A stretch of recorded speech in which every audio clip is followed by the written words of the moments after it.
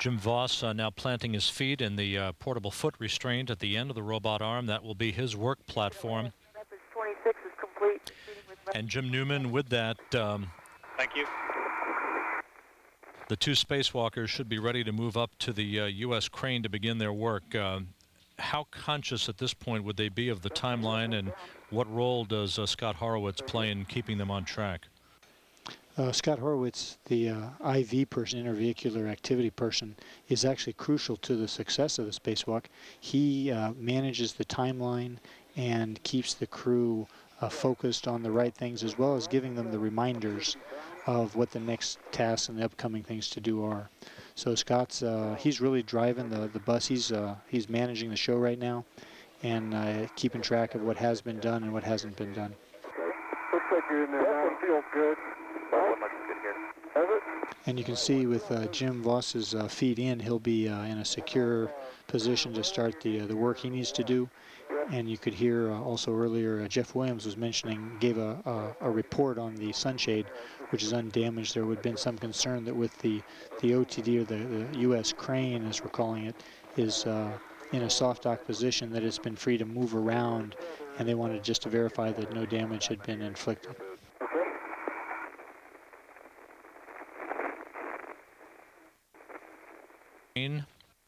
Watch it, Jeff. You're at the end of the OTD here. Very good? Yeah. You're on your backpack's against it. Against the end effector? Yeah. Okay. That's okay right there. You're okay, though. Okay. You got about 8 inches clearance. There's nothing big there. Okay.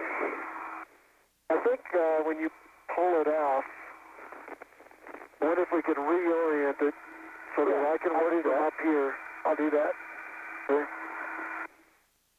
Houston, Atlanta, and Jeff, stop, Jeff. You're real close to the sunshade. Okay. Actually, no damages. There's some surface scratches on the little diamonds that stick out, but nothing significant. Very good.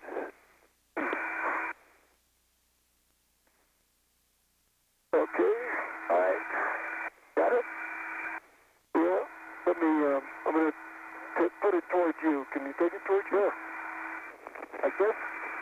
Yeah, a little further. Oh, yeah, sure. Voss holding the U.S. crane. Williams reporting no damage to the work interface or the mounting bracket, to which the crane will be reinstalled now. That's the end effector. Yeah, I got it. Get it inside. I have to go back the other way. Okay. I'm watching the end effector. Okay. Very easy to move the OTD around. It's mass and nothing. So, Scott, I would characterize the active lift the same way. There's just some surface scratches. Okay, Jeff, thank you very much. If that's the case, you're going to take the OTD primary knob to capture. The thing capture? Okay, check that contingency knob. There's a little silver black stripe. And I've got, let's see, I only see black. That may be part of the problem. I'm sorry, I see silver. I do too. Yeah. Okay. Should be a little bit of silver showing. Okay. You've got it yet, Jim? Yes. Newman, during STS-101, your crewmate, Jim Voss, who you're looking at the end of the robot arm, you actually maneuvered the robot arm during that mission. What is that like when you're in the open vacuum of space? Well, having been on both sides, on the arm and also operating the arm, they're both equally exciting tasks, because while you're operating the arm on the inside, you have to keep in mind a whole lot of factors. And now that we have the International Space Station to maneuver around as well, I think it's perhaps even more challenging for them than it was for me back on 69. Maintaining the situational awareness of where the person on the end of the arm is, where they need to go to, and avoiding structure. We did have a Spartan in the payload bay during our spacewalk, while Jim Voss and Mike Gernhardt were outside on 69. While one is on the end of the arm, him or herself, it's a spectacular place to be. You have typically a few minutes as they're maneuvering the arm from one place to another, and can actually take a short break and actually take a quick look at the view, which, as you can see in this shot here, must be spectacular for Jim as he maneuvers and gets ready for his next job. Help us with your clearance of your helmet. Okay. Atlantis Space Station over Central Asia right now, about to begin a southeasterly trek that will take it the complex over the Japanese island chain and out over the Pacific Ocean. Of Jeff Williams, again near the integrated cargo carrier. Yaw pedal. He is about to remove a transportation ring for the Strela boom structure from that cargo carrying device. This is basically a handling ring that will be attached to the Strela boom so that he and Voss can maneuver the entire boom structure from the lowermost pressurized mating adapter up to its final resting place at pressurized mating adapter number 1. Copy.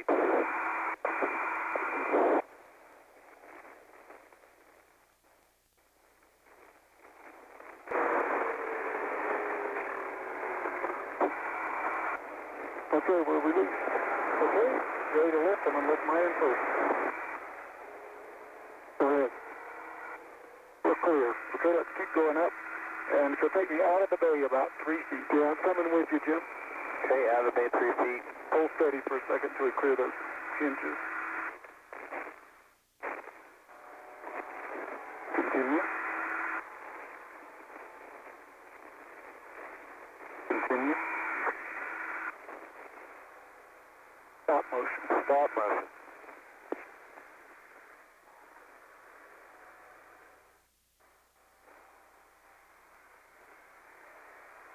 Looks like you're going to have to deploy one of those, Jeff. Yep.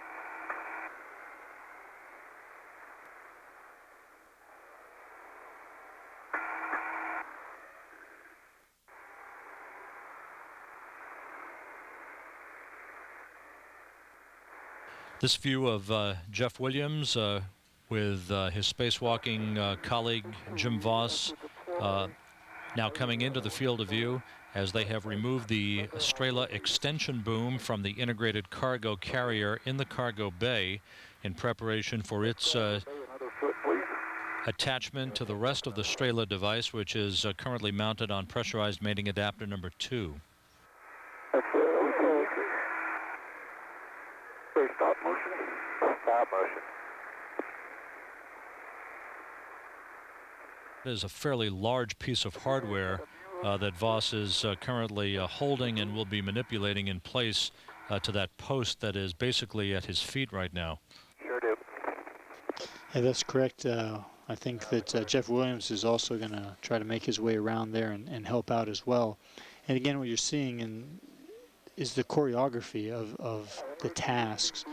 A single person can do a whole lot, but often the task is such that when you have 2 people working on it, you can take advantage of the strengths of both, one being free-floating, the other one on the end of the arm, and you really improve your efficiency and your ability to get the job done. Okay. This is what one flight director described recently as blue-collar, hard-hat construction work in the assembly of this international complex. That's got to get done before you can get inside and get to work, and that's what we're seeing now is some of that type of work that just has to get done, and so that people can someday go do real science and real engineering in space.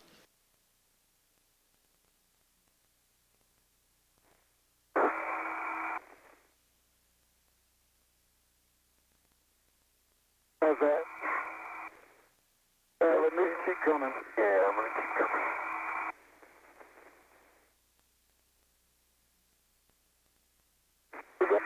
Yeah.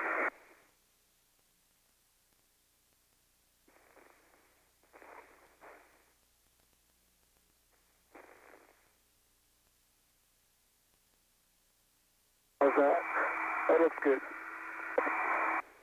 And I can yacht as well. That looks pretty good there. Get the handle over this way. Handle goes, oh, well, it doesn't matter. You can yacht. Okay. 180. I'll leave my handle where it is.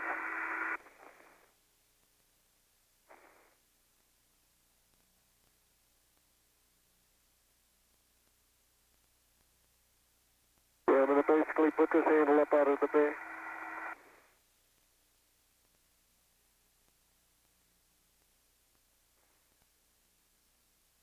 Well, actually, this way's better, Jeff, the way it is. Just like that. Okay, because the pin's lined up now, right? Handles are lined up. Because then the handles line up. Then it presents the other thing better. Okay? Are we ready for GCA? Stand by, just one. Okay. 9 miles above the Pacific Ocean, Jim Voss on the left, Jeff Williams on the right, as they prepare to attach this large boom extension to the Russian cargo crane for the International Space Station to its fixture base, which is already located on pressurized mating adapter number 2.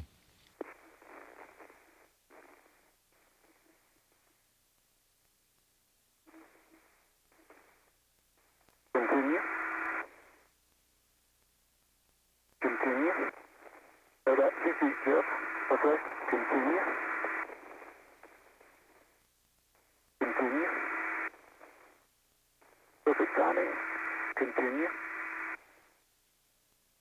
Stop motion. Stop motion. Into the bay. Into the bay. Continue. Stop motion. Stop motion.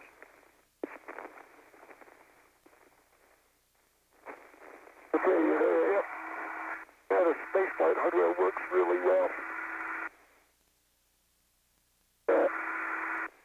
Look at it go in. Wow. Very nice.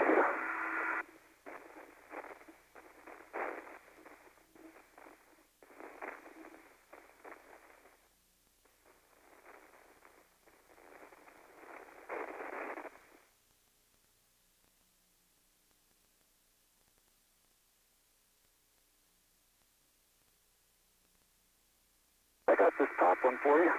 Great, thank you. It looks like they went in so easy. Almost too easy, isn't it? Okay, he's got those hand tight. I have untethered. I'm ready to go back and get the extension.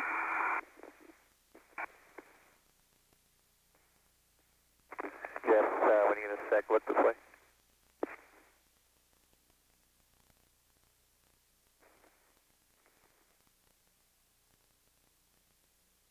Okay, he's got that counterclockwise 1, 2, and 15.5, right? That's correct.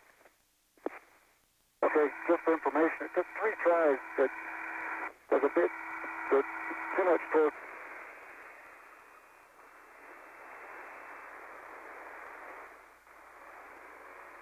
How's this going to work, Jim? Mission Control Houston at a mission elapsed time of 2 days, 19 hours, 18 minutes into the flight of Atlantis and the International Space Station. As the mated complex flies off the southeast coast of Australia, about to begin a swing across the southern Pacific Ocean, astronaut Jim Voss, still affixed to the end of the shuttle's robot arm, about to begin, along with Jeff Williams, to install 8 handrails on the Unity connecting node, or the module that is currently at the base of the International Space Station, docked to the orbiter's docking system. These 8 handrails will facilitate movement by future spacewalkers for installation tasks associated with the Z1 truss structure on the STS-92 mission. Flight director about the length of our EVA. Something about alleviating the dryness in your suit. Hey, catch up on you. You had your break. Yeah, now it's back to work.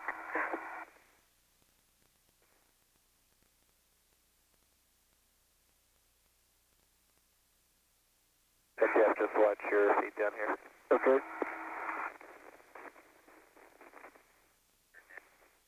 And we're going to... We have some good downlinks. We can show them the targets up here that you're working on. Okay. Yeah, what I did is got a preliminary position, and I'll get the gap spanners on there in a little bit and Should be able to clean it up. Okay, so that's the first half of the task. You're going to go up and join Jim now. I'm waiting on Jim right now. I'm at the... Jim, we never did.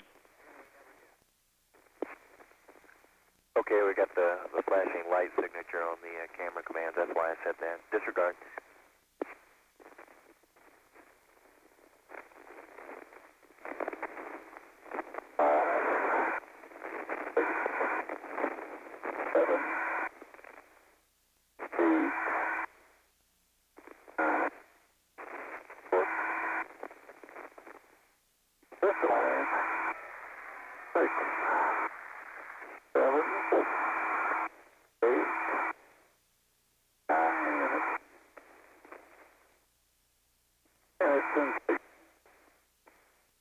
That one is complete.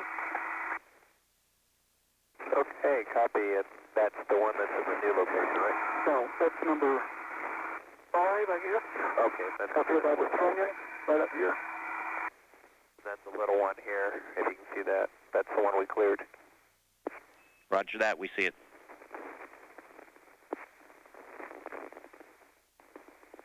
We'll pan down to the other two big ones across the wire bundle.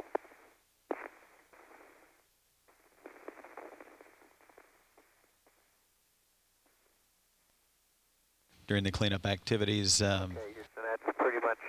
the desire was to take a look at these to ensure that any cables were not blocking the path, viewing path of those dots. We're ready for your GCA.